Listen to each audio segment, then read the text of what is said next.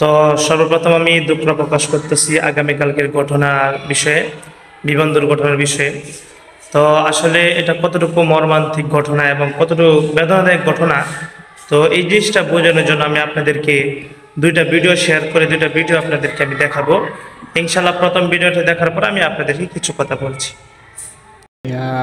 আপনার ছেলে মানুষ করে পড়ো কোথায় ছিলে তুমি তখন? বিমান যখন তোমার বাবা কতক্ষণ পর পেয়েছে তোমাকে? ও আপনি আপনার ছেলেকে খুঁজতেই নরসিংদী থেকে চলে এসেছেন? আচ্ছা, এখন ছেলেকে তাই কেমন লাগছে? শুকরিয়া।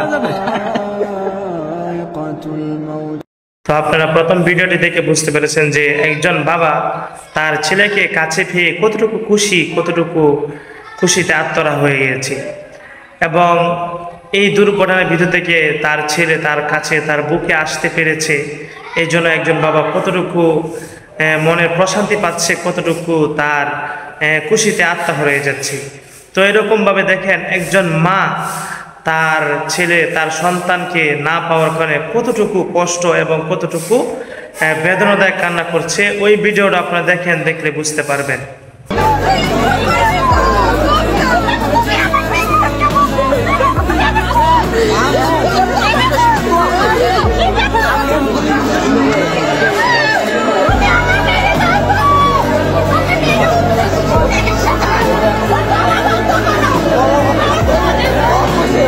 আপনারা দুটোটা ভিডিও দেখলেন, দেখার পর আপনারা কি বুঝলেন বিষয়টা, যে একজন মা একজন বাবা তার সন্তানকে কতটুকু আশা নিয়ে স্কুলে অথবা মাদ্রাসায় পাঠায়, তখন যদি তার সন্তান তার সামনে যদি দুনিয়া থেকে চলে যায় এই রকম দুর্ঘটনার কারণে অথবা কোনো কিছুর কারণে, তাহলে তারা কতটুকু ধৈর্য ধারণ করতে পারে, কতটুকু কষ্ট তাদের বুকে ছাপিয়ে রাখতে পারে, এটা আজকে প্রকাশ পেল।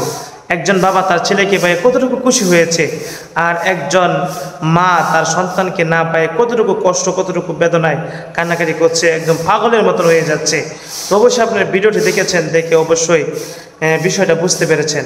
এই জন্য আমরা সকলে দোয়া করি যারা নিহত হয়েছে তাদের বাবা মাকে আল্লাহ তাআলা যেন বেদনাদায়ক কষ্ট থেকে মুক্তি দেয় এবং ধৈর্য ধারণ করে তৌফিক দান করেন, এবং যারা আহত হয়েছে তাদের জন্য দোয়া করি যেন তারা অতি দ্রুত সুস্থ হয়ে যায়, আল্লাহ তাআলা যেন তাদেরকে অতি দ্রুত সুস্থ করে দেন, তাদের বাবা মার কোলে যেতে ফিরে যেতে পারে।